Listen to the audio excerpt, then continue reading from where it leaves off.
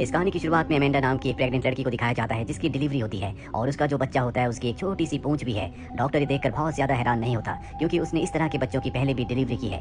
Amanda ने पहले बताया था कि इस बच्चे के जो पिता है वो एक एलियन है और बहुत जल्दी पूरे शहर में इस तरह के बच्चों की खबर न्यूज़पेपर पर छप जाती है। सब इस तरह के बच्चों को मंकी बेबीज का नाम देते हैं। वहीं अमेंडा से मिलने के लिए दो एजेंट्स आते हैं जिसमें एक का नाम स्कॉली और दूसरे का नाम मोल्डर है। ये इस केस को हैंडल कर रहे हैं और अब वो अमेंडा से उसके बच्चे के बारे में पूछते हैं। दरअसल शहर में ये भी अफवाह होती है कि इन बच्चों के पिता और कोई नहीं बल्कि दूसरे ग्रह से आने वाले एलियंस हैं जो इंसानों के ऊपर अपने एक्सपेरिमेंट्स कर रहे हैं। मोल्डर स्कॉली से बच्चे के पिता के बारे में पूछता है। वो बताती है कि एक बार मेरे घर के पास एक यूएफओ आया था जिसमें से एक एलियन बाहर निकला। वो एलियन मुझे बहुत पसंद था, हम दोनों एक दूसरे के बहुत करीब आ गए और आज मैं उसके बच्चे की मां बन चुकी हूँ। इस वक्त वो एलियन अपने ग्रह में वापस जा चुका है। हालांकि मोल्डर को और स्कॉली को ये बातें बहुत अजीब लगती हैं और उनके पास सुनने के अलावा और कोई चारा नहीं है। और अब स्कॉली अमेंडा से पूछती है कि तुमने स्टार वॉर्स मूवी कितनी बार देखी है। वो बताती है कि 400 बार। स्कॉली ने अमेंडा से सवाल इसलिए पूछा होता है क्योंकि जिस एलियन की बात कर रही होती है जो उसके मुताबिक उसके बच्चे का पिता है वो स्टार वॉर मूवी का एक कैरेक्टर है जो कि एलियंस के ऊपर एक मूवी बनी थी। और अब इन दोनों को समझ में आ जाता है कि उसने किसी भी एलियंस के साथ कुछ नहीं किया, ये सिर्फ उसके दिमाग का भ्रम है। ये दोनों एजेंट्स यहाँ से निकल जाते हैं और डॉक्टर से मिलते हैं। डॉक्टर इन्हें बताती है कि इस तरह के 5 बच्चों को 5 अलग अलग लड़कियों ने जन्म दिया है जिसमें से कुछ मैरिड हैं और कुछ अनमैरिड। लेकिन सबसे हैरानी की बात यह है कि इन सब के पिता का डीएनए एक ही है, यानी कि 5 बच्चों की माएँ तो अलग अलग है लेकिन पिता एक ही है। वो ये भी बताती है कि इन बच्चों के जो असली पिता है उनके डीएनए से भी हमने बच्चों के डीएनए को मैच किया पर वो डीएनए उनसे नहीं मिलता। डॉक्टर की बातें सुनने के बाद ये दोनों के दोनों कंफ्यूज हो जाते हैं। सबको लगता है कि या तो भूत प्रेत का चक्कर है या फिर एलियंस का। म्यूल्डर और स्कॉली इन बातों पर विश्वास नहीं करते, इसीलिए केस की इन्वेस्टिगेशन करना शुरू कर देते हैं। इन दोनों को डॉक्टर के ऊपर शक भी होता है। साथ ही इन दोनों को ये लगता है कि जिस भी इंसान ने इन 5 लड़कियों को प्रेग्नेंट किया है वो हमारे बीच में है। शायद पहले उसकी पूंछ रही होगी लेकिन बाद में उसने सर्जरी से अपनी पूंछ हटवा दी जिस वजह से हम उसे इतनी आसानी से ढूंढ नहीं सकते। अगले दिन दोनों के दोनों डॉक्टर के पास जाते हैं जहाँ पर वो दूसरे कपल्स होते हैं जिनके पूंछ वाले बच्चे हुए थे। वो सब के सब डॉक्टर के घर पर होते हैं और डॉक्टर को ब्लेम कर रहे होते हैं। दरअसल इनके बच्चे नहीं हो रहे थे और इसी डॉक्टर से इन सब का इलाज चल रहा था पर डॉक्टर साफ साफ मना कर देता है कि इसमें मेरी कोई गलती नहीं है, मैं तो सिर्फ इलाज कर रहा था। और अब म्यूल्डर को यहाँ पर मौका मिल जाता है। वो इस जगह की तलाशी लेना शुरू कर देता है। तब एक आदमी को देखता है जो कुछ काम कर रहा होता है। म्यूल्डर ध्यान से उसकी बैग पर देखता है जहाँ पर एक सर्जरी का निशान होता है। उसे विश्वास हो जाता है कि यही उन बच्चों का पिता है। म्यूल्डर उससे कुछ सवाल पूछना शुरू कर देता है लेकिन वो म्यूल्डर को देखकर भागने लगता है। म्यूल्डर उसे पकड़ लेता है जिसके बाद एडी का डीएनए टेस्ट किया जाता है और डीएनए टेस्ट की रिपोर्ट से पता चलती है कि उन 5 बच्चों का पिता एडी है। यहाँ पर किसी भी लड़की को याद नहीं होता कि एडी से उन्होंने कब संबंध बनाया। दरअसल एडी को कोई यहाँ पर जानता ही नहीं। साथ ही वो म्यूल्डर स्कली को बताता है कि मेरी पर्सनैलिटी अच्छी है, मैंने किसी के साथ जबरदस्ती नहीं की, उन सब ने अपनी मर्जी से मेरे साथ संबंध बनाए हैं, इससे ज्यादा मैं कुछ नहीं बता सकता। म्यूल्डर और स्कॉली इस केस में पूरी तरह से कंफ्यूज हो जाते हैं। उन्हें समझ नहीं आता कि उन्हें किस बात पर विश्वास करना चाहिए और किस बात में नहीं, क्योंकि बहुत सारी ऐसी लड़कियां होती हैं जिन्होंने बताया होता है कि पिछले 1 साल से वो किसी भी नए इंसान से नहीं मिले।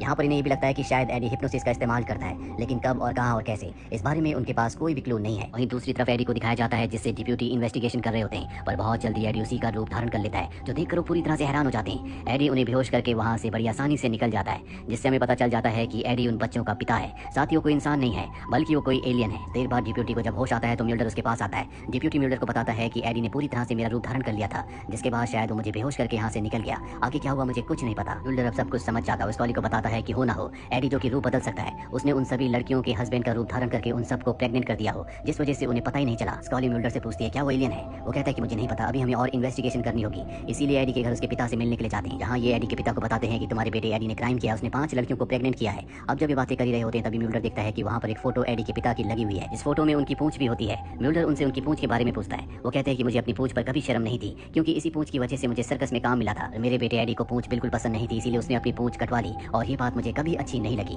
बातों बातों में एडी के पिता म्यूल्डर को उसके नाम से बुलाते हैं जिससे म्यूल्डर समझ जाता है कि ये एडी के पिता नहीं बल्कि खुद एडी है जो अपने पिता का रूप धारण करके उनसे बात कर रहा है। एडी अब यहाँ से भागने लगता है। हालांकि म्यूल्डर उसका पीछा भी करता है लेकिन वो उनकी आंखों में धूल झोंक कर यहाँ से भाग जाता है। इसके बाद म्यूल्डर और स्कॉली अंदर आते हैं जहाँ पर वो एडी के घर की तलाशी लेते हैं जहाँ तलाशी में उन्हें एडी के पिता की बॉडी मिलती है जिनकी अब मृत्यु हो चुकी है। लेकिन इस बात का कोई सबूत नहीं है कि एडी ने ही अपने पिता को मारा है। उनकी बॉडी को लैब लाया जाता है जहाँ पर स्कॉली उनकी बॉडी को टेस्ट करती है जिससे उसे पता चलता है कि ये इंसान तो है लेकिन इनकी बॉडी के जो टिश्यूज जो सेल्स हैं वो बहुत अलग तरीके से काम करते हैं। वही एडी को दिखाया जाता है जो उसी लड़की के घर चला जाता है जिस लड़की को उसने प्रेग्नेंट करके मां बनाया था लेकिन इस वक्त उसने उसी के पति का रूप धारण कर रखा होता है। वो बहुत ज्यादा डरा हुआ होता है। इससे उसे अपने पति पर शक होना शुरू हो जाता है पर एडी जल्दी से वॉशरूम चला जाता है और जब वो वॉशरूम में होता है तभी उस लेडी का असली पति आ जाता है। वो हैरान हो जाती है क्योंकि अभी अभी उसका पति वॉशरूम में गया था। वो समझ जाती है कि वॉशरूम के जो अंदर है वो उसका पति नहीं है। ये धीरे धीरे वॉशरूम की तरफ बढ़ते हैं और तभी वो अंदर से दरवाजा खोलता है लेकिन अब उसने म्यूल्डर का रूप धारण कर लिया है। वही हॉस्पिटल में दिखाया जाता है जहाँ पर असली म्यूल्डर अमेंडा से मिलने के लिए आता है और वो अमेंडा को एडी की फोटो दिखाकर पूछता है क्या तुम इसे जानती हो। वो कहती है कि हाँ मैं जानती तो हूँ लेकिन मुझे इसमें कोई भी इंटरेस्ट नहीं है।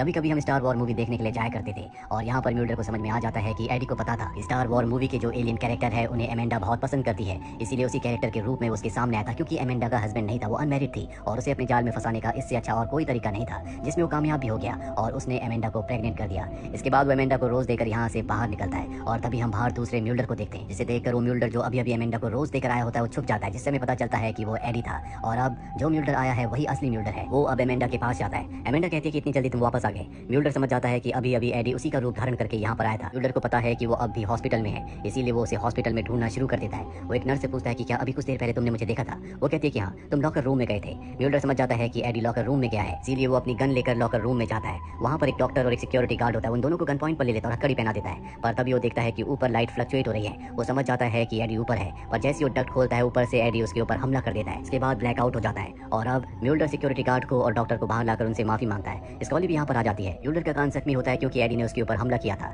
लेकिन एडी का यहाँ पर कुछ पता नहीं होता कि वो कहाँ चला गया। इसके बाद स्कॉली और एडी दोनों के दोनों अपने ऑफिस में आकर अपने सीनियर से बात करते हैं। म्यूल्डर ने हॉस्पिटल वाली घटना के ऊपर जो रिपोर्ट बनाई होती है उसमें स्पेलिंग की बहुत ज्यादा मिस्टेक्स होती है, लेकिन स्कॉली इस पर ध्यान नहीं देती।